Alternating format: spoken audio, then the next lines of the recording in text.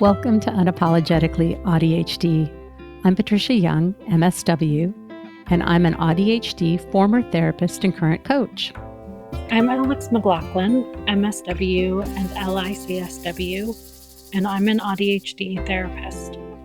This is a podcast with two friends processing what it's like to live in body-minds that diverge from neuronormative standards, and everything that comes with it, the good, the bad, and the beautifully messy. We aim to release 2 or more episodes per month. This podcast is not meant to be a substitute for help from a licensed mental health practitioner. Hey, Alex, how are you? I am okay. I went and looked at a car today because the tax rebate for electric vehicles is ending in September. And yeah, so I went to a dealership today and kind of looked at options. And so my brain is trying to shift to focusing on podcast and not on that. And, you know, as a monotropic person with monotropic thinking, that's a little hard, but I'll manage. I'll get there. Okay. That's kind of a big deal. Yeah. I've only bought one car in my life. So it feels like a big decision, and it feels crappy because this was the only electric vehicle they had at this dealership, because apparently, and based on looking into other electric vehicles at other dealerships, I think many are not stocking them anymore because the tax credit is ending. Sure. Or the rebate is ending. And so it feels a little like there's some urgency, which I don't love for such a big decision. Mm-hmm. So I'm feeling a little stressed by that urgency that's there. Yeah, I hear you. Yeah, and it's hard because like the one I'm looking at, you know, is a sedan with front wheel drive, and as someone that lives in a climate where there's snow and ice, like considering you're right, I need to make considerations around its ability to drive in the winter, and the car was at another shop, like, because there was some error code that was showing up because it's a used car. And so not that it's not winter now, I can't test drive, but either way, it's just, you know, it's like so many factors go into that decision, and it's a bit stressful, but it also exciting. That's a lot. Yeah. How are you? I think I'm compartmentalizing. I've had a good week, but a lot of pockets of intensity. And I think I'm just compartmentalizing. And I think I don't want to open anything up.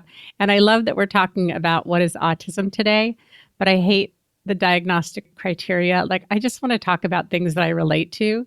So there's a part of me that feels like, we have to do some of this boring stuff that I don't want to do. And so I'm a little resistant to that. I'm recording in my bedroom because my kids are here, and there's a door behind me, and there was a pair of underwear behind me that I didn't realize was there, and I moved it. Because sometimes after you've had kids and you get older and you sneeze, if you know, you know. So there's no longer underwear behind me. That's pretty much what I have to share today. That's fair. Yeah. You know, yeah. I'm glad you're honoring, though, that, right, there's some compartmentalization happening, and you know, want to leave some of those boxes closed, and naming that and honoring it, I think is healthy. Oh, you're so sweet.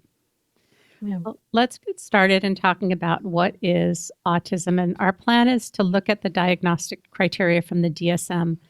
And then as we share bits of it, we'll talk about how that shows up for us. Because when I look at the DSM criteria, I don't even see myself in it. And it was written from a deficits-based model, and it doesn't take into consideration. We'll talk about this as we go on. Like, if you had 2 autistic people together, this would look very different. So I'm going to let you start us out, and you're going to lead the conversation because this is the stuff that you're really good at. Yeah. Well, thank you. I think you're probably good at it too. You maybe just don't give yourself that credit. So I want to start off with some definitions. So for those that don't know, Patricia, can you define the DSM? It's a stupid book called the Diagnostic Statistician's Manual. There are lots of versions. A lot of rich white men sat around and figured out how to judge and diagnose people. If I were going to be a little bit less biased, I would say it is what is used to diagnose lots of conditions, including autism. Yeah, I mean, and it does have a fraught history, right? I think it was a bunch of white dudes and like, right, mostly psychiatrists getting together to be like, okay, what are some conditions, right? Quote, I'm using air quotes here, that we can create to like get insurance to pay us for meds that we prescribe, right? Like, you know what I mean? Like, it is a very fraught history, and like, and it's been weaponized against like Black folks, other individuals that have marginalized identities. And so, yeah, it's not a perfect tool. It's subjective. Like, what one person might diagnose is going to be completely different than another person, unfortunately. And so, that being said, it is like something that, in order to get like reimbursement, or really, like, I don't go through insurance as a therapist, but like I still have to provide a diagnosis legally. Mm-hmm. And so, right, it's a game we have to play in order to provide the services for those of us that are mental health professionals, like therapists, psychiatrists, etc. And right, it can be helpful. I think like without it, right, we wouldn't have this language around a different neurotype, right? If someone's diagnosed with general anxiety versus OCD, that's very different type of therapy. And so, right, like there are some benefits to it, and right, it does have a fraught history. When you say deficit model, can you, for those maybe that haven't really heard that term, can you provide a little definition? Sure. That when these white dudes got around, and if we're going to talk about specifically autism, that they viewed people and children with autism as having deficits. There was something wrong with them. It was measured against what a neurotypical standard is. It was what was observable. It was mostly in white boys. Often a lot of what the autism criteria is how much does it make other people uncomfortable. So if you're a late diagnosed, high masking person, if you are a minority, if you're a person of color, you've not been included in much of the criteria because they basically studied primarily white boys that were disruptive in class and all the things that they saw that were wrong with them. And there's so much more to it that we don't see. So we really use the word differences instead of deficits because it's just a different way of communicating, but we just didn't know that much back then. And I think there's still more education that needs to be done around this and to see it's just a difference. It's a different neurotype. And unfortunately, mostly neurotypicals, people that are not autistic, not neurodivergent, not ADHD, are the ones that have been deciding what is missing in other people and what makes them wrong and how to diagnose them. So there's a saying in the autistic community of nothing about us without us, which means we want to be involved in whatever we're talking about when it has to do with autism, if it's research or therapy or anything like that. Mm-hmm. Yeah, that's very well put. Right. And so some of the language that we might be using might be direct language from the DSM.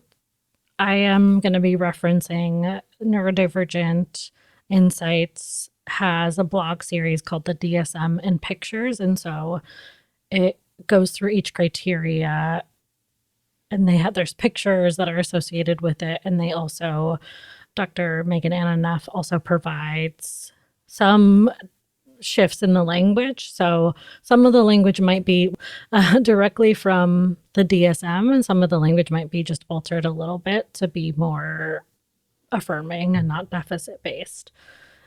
Another disclaimer, they use ABC as like different criteria buckets. So there's criteria A, B, and C. The DSM is primarily used in the United States or Turtle Island.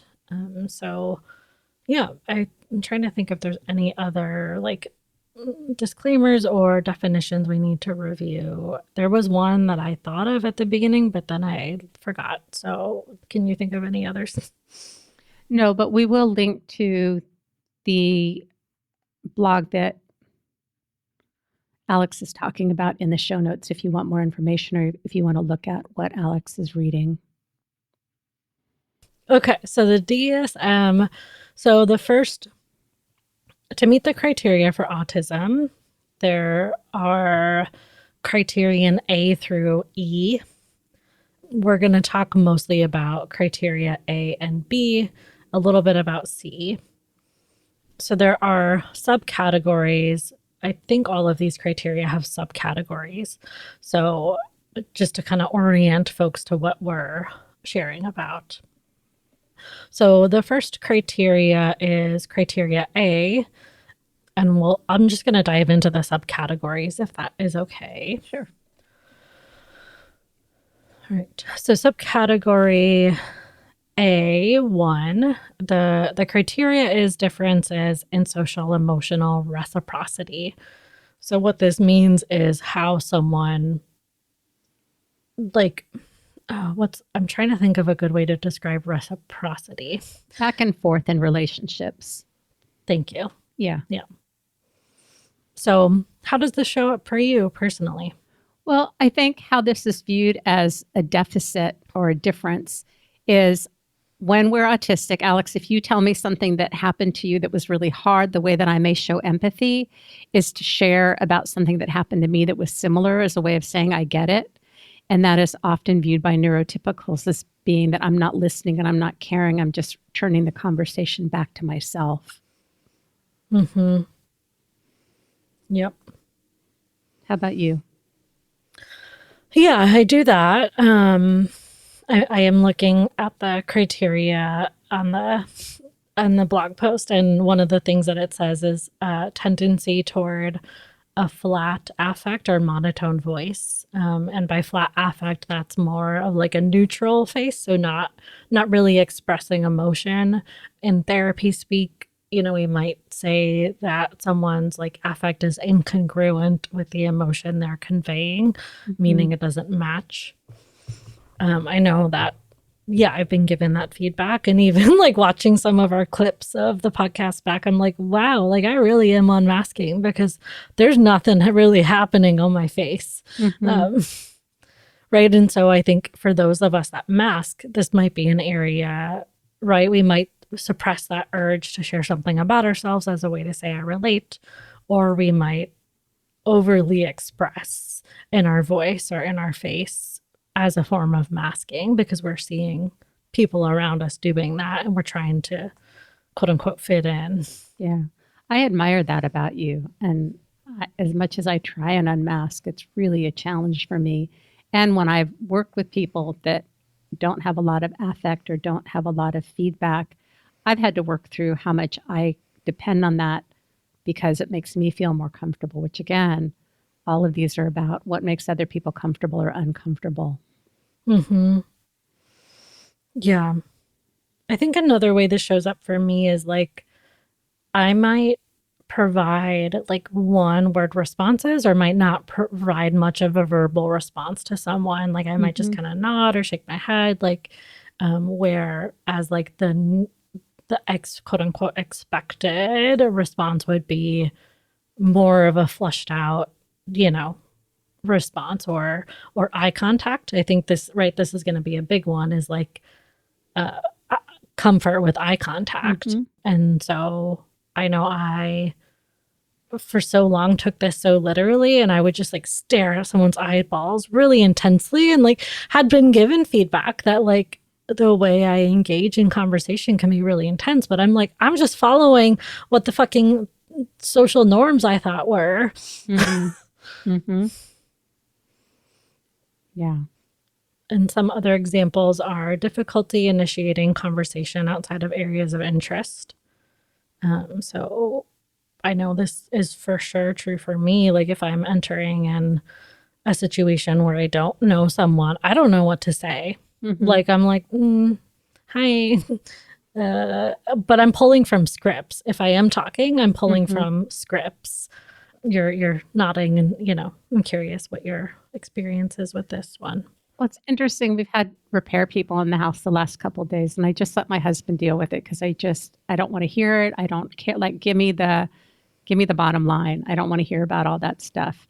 And if you take two neurodivergent folks and set them down and they don't know each other and they can find a thread of commonality, you wouldn't see this lack of reciprocity. I know that it said areas of interest, but it's this expectation that we should be able to talk to anybody about anything, any time of the day, and find that deeply fulfilling and satisfying. And if you don't, there's something that is wrong, as opposed to we're just interested in what we're interested in. Mm-hmm. And with info dumping, when there's something that we're really excited about and we info dump and we don't take, there's not room for the other person to share because we're just so excited, that can also be seen as lack of reciprocity. And it's like, we're just into our stuff. And then maybe you're going to info dump about what you're interested in. And then maybe I'm going to info dump about what I'm interested in. They may not be related, but that's how we connect. But to a neurotypical, that is seen as lack of reciprocity because I should be responding to everything that you say in a way that appears meaningful.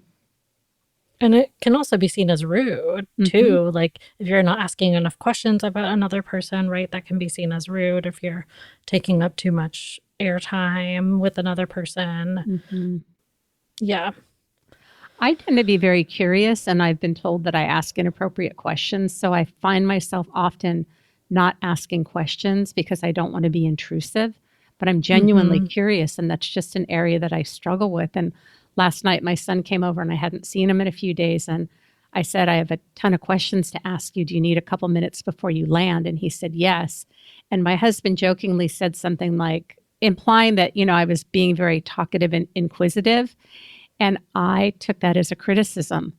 And we talked about it later on, but I think that this is how things come up, that if I'm engaged and excited, then there's something wrong. If I'm not asking questions, there's something wrong. If I'm asking questions, it's too many questions. This bind that we have about how do we show up without having, and I did talk with my husband about it later, and he did not mean it as a criticism at all. But as I've grown in our relationship and can ask for reality checks and feedback after I have a very big internal reaction, I find that that's not where he's coming from. But I think so many of us have had trauma and negative feedback about how we show up, that it doesn't matter what we do, somebody's going to find something wrong with it. And we can go into that place of feeling really disempowered. Yeah. Yeah, I've been told similarly that like I come across like I'm interviewing someone that I just meet, like I'm like interviewing them for a job, and I'm like, no, I'm genuinely just like curious about them. And like also like because one of my special interests, has been people, like I genuinely want to know. And also like maybe sometimes I'm pulling from a script because like, right, I might have internalized the social cue that like silence is not okay, and like, you need to keep the conversation going, which I think is another way this might present, where someone has trouble maintaining conversation. Like if there's a lull, they might not know what to say next, right? We might sit there and be like, what do I say? What do I do? Like, yeah, just have trouble keeping the conversation going, or we might not be interested in that, right? And often folks that are autistic, right, we might dislike small talk. And I agree. You were saying like, I just want to get down to the business of when like these people are here at the house. And yeah. I was going to say, if I know you and I know things about your life, then of course I'm going to ask. And you and I have been in touch the last couple of days because of some things that have been going on in your life. So once I have that foundation, then that is considered small talk. And sometimes I am interested in what the weather is like somewhere else. And sometimes I'm interested in food and recipes. And our special interest can be considered small talk. But if it's something that we're not interested in, we're just not interested in it. Yeah. And it can feel like exhausting for us that, right, when there's not that genuine interest, because socializing can also be exhausting, because for those of us that are autistic, like we need our prefrontal cortex to have those conversations, because we're doing so much thinking. And this isn't, right, blanket statement, not all autistic people don't have the intuitive know-how in social situations, right? That's not true, right? There are some folks that intuitively have picked things up, and right, sometimes we do have to think about what's expected here, right? And so all of that takes executive functioning. Yeah. I'm thinking of there was a time when you and I, Alex, had to just connect. We were going to do a friend chat via Zoom, and you were tired and didn't have a lot of spoons. So we decided that we were going to connect and watch YouTube together and share a screen. And I didn't want to sit up in my chair, and I was lying down in my bed, and I fell asleep twice while we were hanging out. And you were totally fine with it. And I think I was okay with it. This is how, as neurodivergent people, we allow room for each other. And instead of doing a chat, we were going to watch a video together. And then being on the bed just made me too tired and I fell asleep. But if you had someone who was looking at criteria, that would have looked like there wasn't reciprocity, but we were enjoying each other's company. It worked. Body doubling is another way that it looks like there's not reciprocity, but it's like parallel play with little kids who play alongside each other.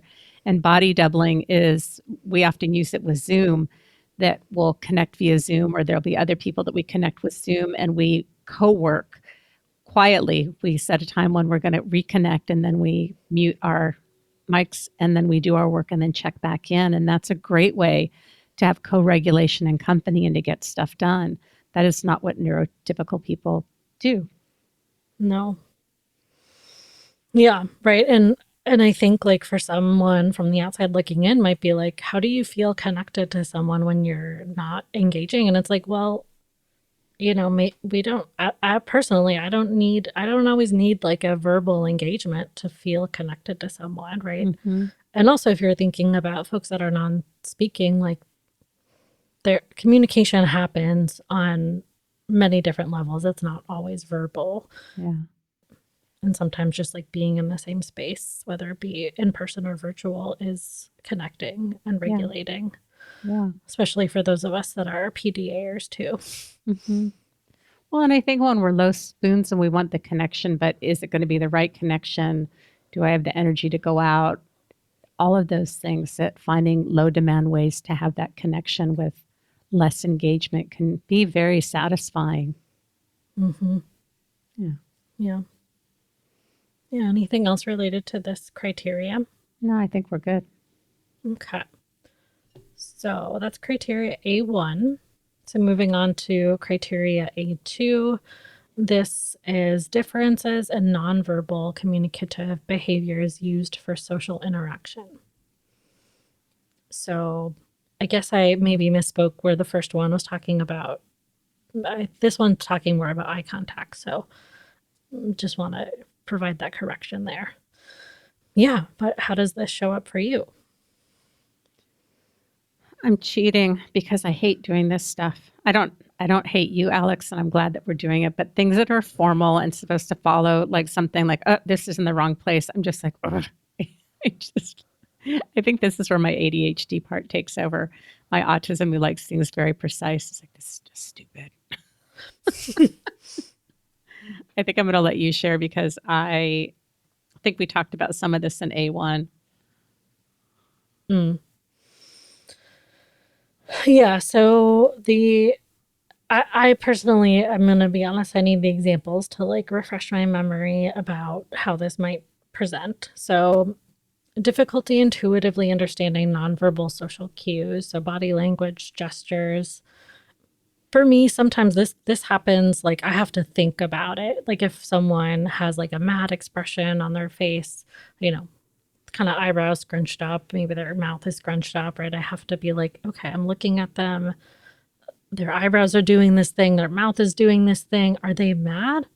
Or are they thinking? Like I have to like think about and mentally process what I'm seeing and then take that into account. Whereas some people just intuitively understand all those things, maybe not all the things, but like if they're paying attention, right, to the other individual.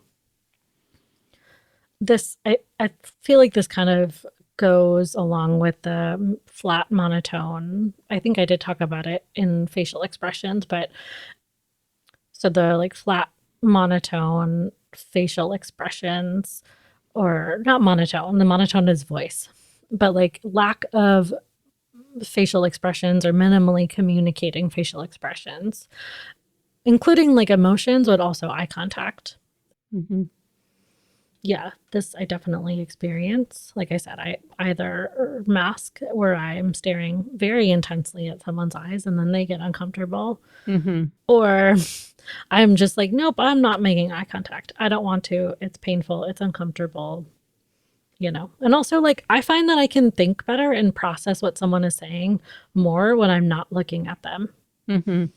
I have that more when I'm sharing, that I go into the upper left quadrant of my brain and look there.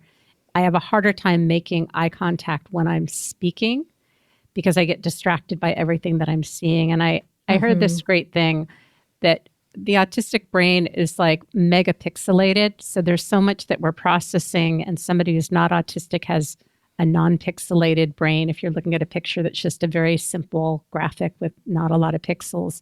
So there's not as much to factor in. And I think I probably get impacted by possible reading into somebody's facial expressions if I'm sharing something that is feeling sensitive. And so I kind of go somewhere else to get it all out. But I tend to make more eye contact when I'm listening. Yeah.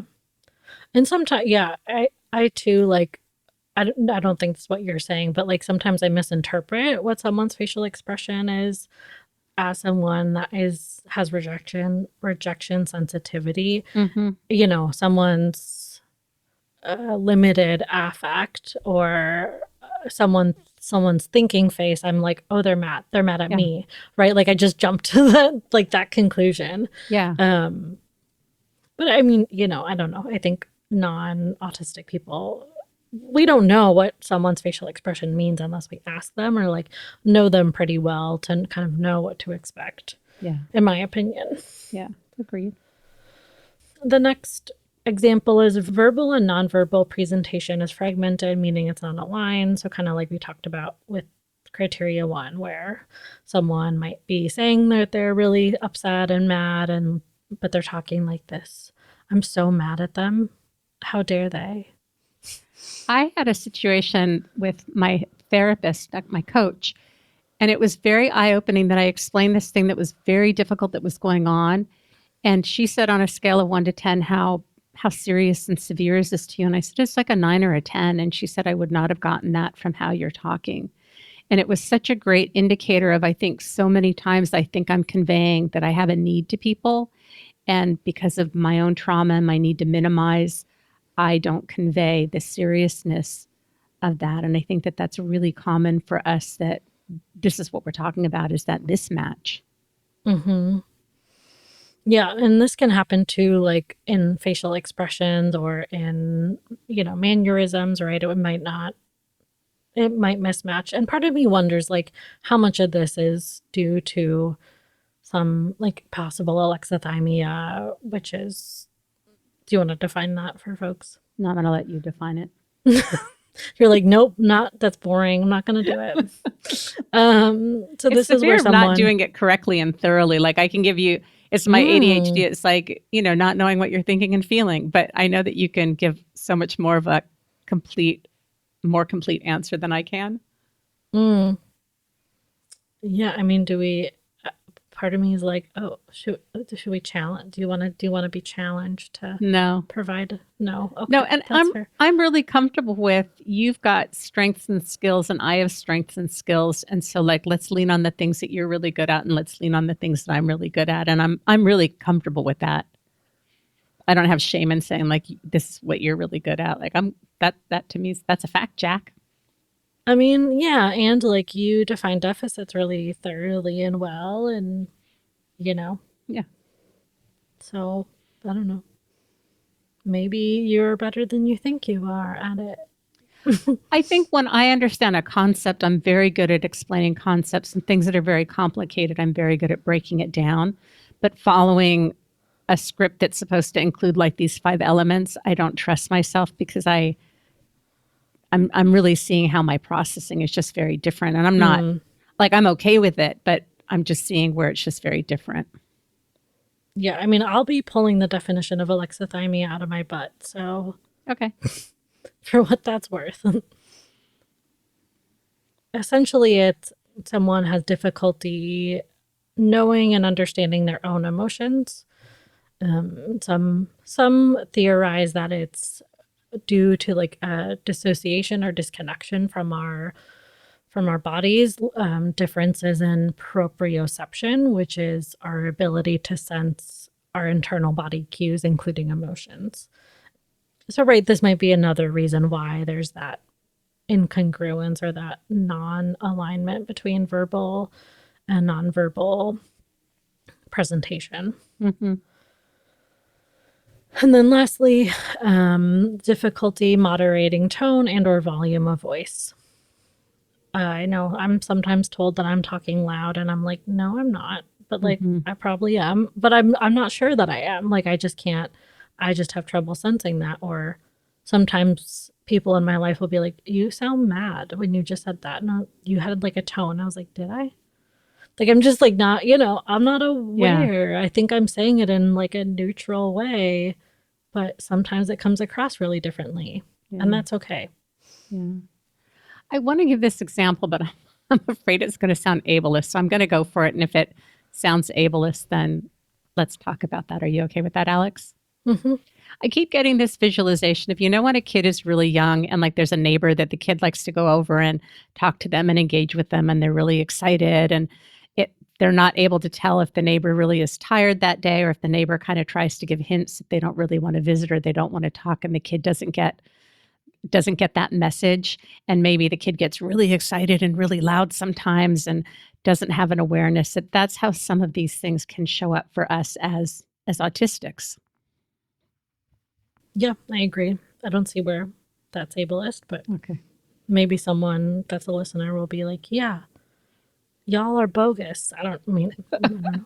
And like, if we do say something that is offensive or like, right, like is ableist or, has other isms that are tied to it or, right, please like give us that feedback. Yeah.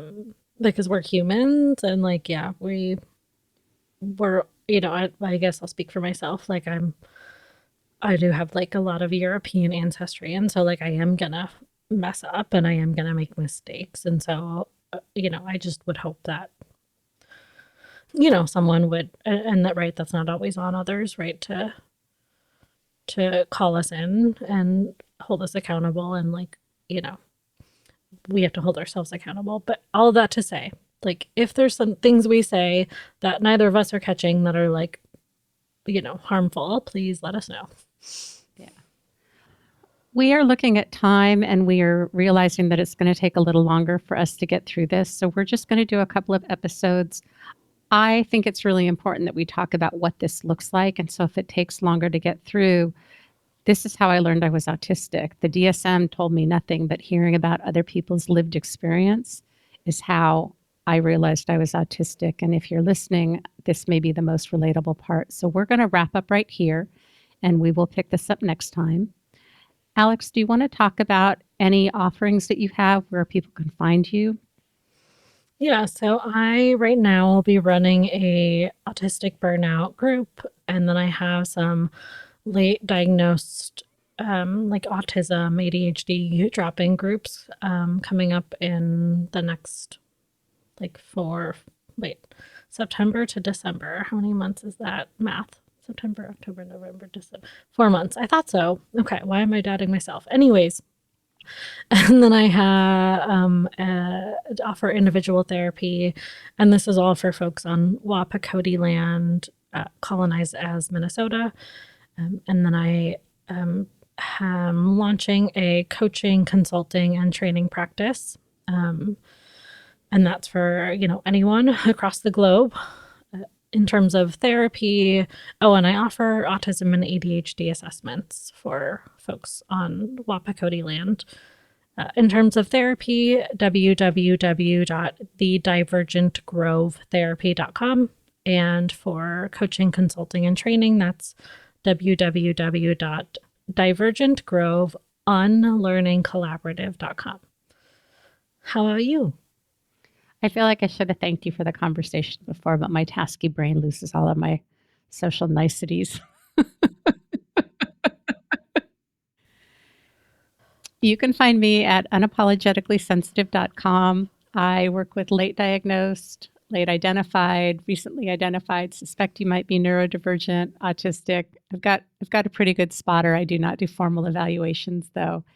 If you want to work on communication, boundaries, self-esteem, parenting, things being hard in life, I really get that. I also have a podcast called Unapologetically Sensitive. And if you want to reach out to either one of us about any feedback about this podcast at all, you can reach us at unapologeticallyaudhd@gmail.com. I think that's it. Anything else, Alex? Well, thanks everyone for tuning in, and we look forward to connecting next time. And feel free to leave comments, and we're a new podcast, so feedback and engagement I personally appreciate. I imagine you do too. So all right, thanks everybody. Have a great day. Bye. Thanks for spending time with us in this space where your too muchness is never too much. Remember, you're not broken, and you're definitely not alone. We're here to honor the complexity, celebrate the nuance, and walk this neurodivergent path together. You might consider giving us a rating and a review on the platform you listen to podcasts. It gives others an opportunity to see our podcast and walk this path with us. Until next time, stay curious, stay kind to your nervous system, and stay unapologetically AuDHD. You belong here.